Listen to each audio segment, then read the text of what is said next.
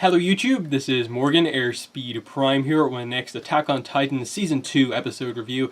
This one is going to be for Episode 8, The Hunters. With this one, I think it's fair to say this was one of the weaker episodes this season. Perhaps the weakest, just because it was that kind of transitional episode between the big action reveal that we got and kind of setting up basically where things are going from here.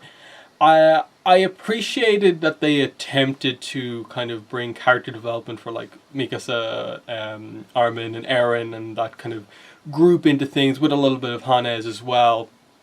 But it was just an episode that I felt was there to play the role of like, okay, they take Eren and Ymir away and, you know, they've been defeated and now they have to prepare for their counter-strike to try and get them back.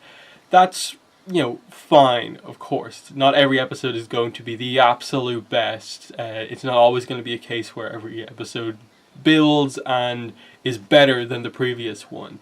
There has to be these kind of role player episodes just to make the story work. But I do think it was relatively weak for other reasons. I think the cliffhanger from last week's episode was really badly resolved.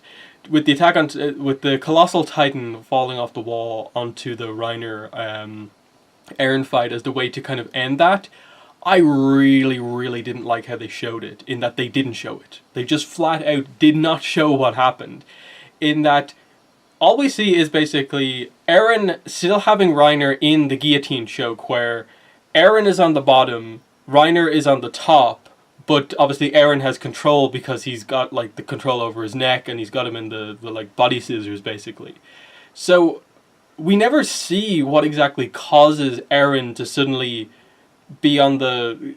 We never see what causes like the armored titan to suddenly get the advantage. They just cut to that being the case and then like what did the colossal titan falling off the wall actually do? Like did it even impact the ground? Like, we sort of see a little bit of a crater later on, but, like, was that not... It didn't seem, like, big enough to cause anything else. The main impact from the Colossal Titan falling off the wall just seemed to be that it blew all the Survey Corps members away, like Mikasa and so on, like, knocking them out for more or less the rest of the fight. So all in all, I thought that was, like, shown, like, very badly. I did not kind of get what was actually happening there. Because I think logically you would assume that the colossal titan falling off the wall would just create a huge impact on the ground. But they never explained like how Reiner survived, like even his titan, how it basically survived with no damage from the fall off the wall. They never really showed like did the colossal titan take any damage falling off the wall, because Bertolt just immediately came out and, you know, took Eren. I get ultimately that the result was just to kind of have the fight end in a way where Eren loses, but with the idea that he has still kind of bested Reiner, and Reiner hasn't actually been able to beat Eren one-on-one properly. But it was just a very unsatisfying conclusion to that fight, given how they showed the actual ending. Because I would have had no issue if they just actually showed like the impact of the Colossal Titan hitting both of them and the result of that, but they didn't. They cut away and then just like, oh, Reiner has control, he has Eren, let's run away. I think the problem with the rest of the episode was just that, okay, you're having this kind of hopeless situation. You're focusing on Armin and Mikasa and the fact that Eren has once again kind of gone off on his own. This time he's been taken away, but still it's on his own. They've been left behind, and that is kind of been the way that their friendship has kind of gone in the past. Eren has always been the one to start the fights in the past and get himself into trouble, and it's always been Armin and Mikasa that have kind of come in to help him out. And now that's kind of what has to happen again, but this time they feel like they've potentially lost him for good, and so they have the whole idea of the fact that neither of them are eating. And Hannes kind of comes in and is like, you guys have to eat. And eventually, through what he says to them, he gets them to eat. He kind of brings back the idea of like, things can't possibly go back to normal. Things won't be the same. We have to get the three of you back together, because that, for me, kind of represents kind of a peacetime situation. That I've always been considered like just a drunk, useless soldier.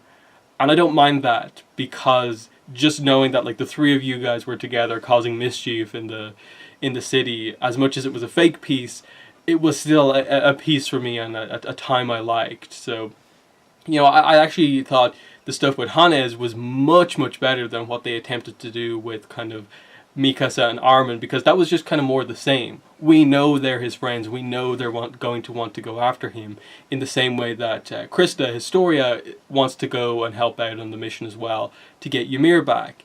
I think the problem was just that it is sort of repetition, that the flashback fundamentally showed stuff that we've known from before. That Eren gets himself into a crazy situation, Mikasa more or less has to be the one to come in and get him out of it, because Armin is usually there with Eren when he causes the trouble, he gets Mikasa, the two of them help him out. This time it was also kind of including Hannes in the flashback a bit more as well, showing him as being a useless soldier, and he would kind of also get involved in these situations as well, in terms of causing like an incident. He was fighting with a shopkeeper and so on, but he was having fun with it, kind of showing that it seemed like it was this huge incident. It was getting really, really serious, but it was meant to more represent that this is one of the more serious incidents in this kind of level of kind of peace that we have that going on. And again, I did like what Hannes had to say afterwards, and how it impacted Armin and Mikasa to finally be kind of inspired and kind of snap them out of this kind of desperation that they were in, that the despair that they were in over the loss of Eren. And by the end of the episode, they've eaten, they are prepared, they are going to be involved in the mission to go and rescue Eren. I think that the problem is that, like, okay, Armin, I get it, like what they're doing here. But with Mikasa, it's definitely this case of, like, she really seems so completely, her character seems completely defined by just kind of being there to help Eren. And that's kind of all there is to it. And I'm wondering what the direction that they're really taking her character in actually is. Because I think she has the potential to be a really interesting character, because they've obviously set up this idea that she is... like the fact that she's kind of Asian is like unique in the world, that it kind of represents that, like, oh, you're from this kind of almost legendary kind of group of people that have these specific skills, that you are very suited to be a soldier, and that's why she has such skills. And like, where are they actually going with that? Like the stuff about Mikasa herself that's not just immediately connected to Eren, in that I get she's trying to fulfill the promise to kind of Eren's mother, his parents, that they always said look out for Eren, and that's what she does, that she owes so much to him. I get that. The flashback from the first season was really well done, but it's kind of been the same thing every single time with Mikasa, and I'm wondering, are they actually going to take her in an interesting direction, or is this going to be just more of the same? Another thing about Hannes' speech that I actually liked was that he, when referencing Eren, I liked that he pointed out to them that boy, he's never going to give up. He never won a fight, ever. I've never actually seen him win a fight, but he never ever gave up. He may be captured, but he has in no way given up. He is going to give the two of them hell. And the fact that it's just two of them means that there's a chance here. And I like that, but at the same time, I think this show is beginning to have kind of main character issues, in that Eren feels important because of what he is rather than kind of who he is. That he only really feels important because he's a notable Titan shifter, rather than us necessarily caring a ton about like him specifically as a character. I think this show has been surprisingly not focused all that much on him, and it's been really weird to see the show kind of revolve around him in this kind of very minor way, where there's all this other stuff going on that feels very important, but Eren doesn't quite feel like the main character of the show.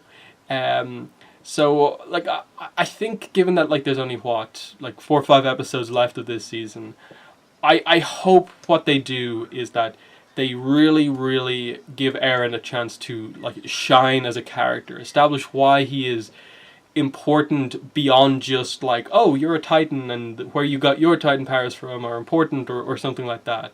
Like, Eren as a character, a main character, needs to shine.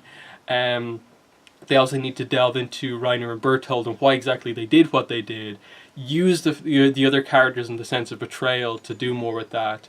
I'm kind of wondering, will they do more with Krista and Ymir, given that she's there at the end of the episode, and then Mikasa as well. Like, when they catch up, is it going to be more of the same with her of just saving Eren, or will they do more of a thing where they take it in the direction where they kind of want to create a bit of separation between them?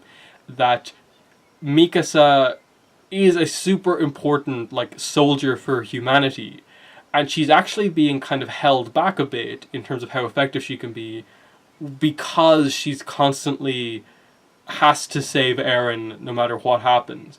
When if she could kind of maybe remove a bit of that, not like actually be able to focus on a mission and not just constantly worry about Eren, she could be absolutely like one of the best kind of fighters out there.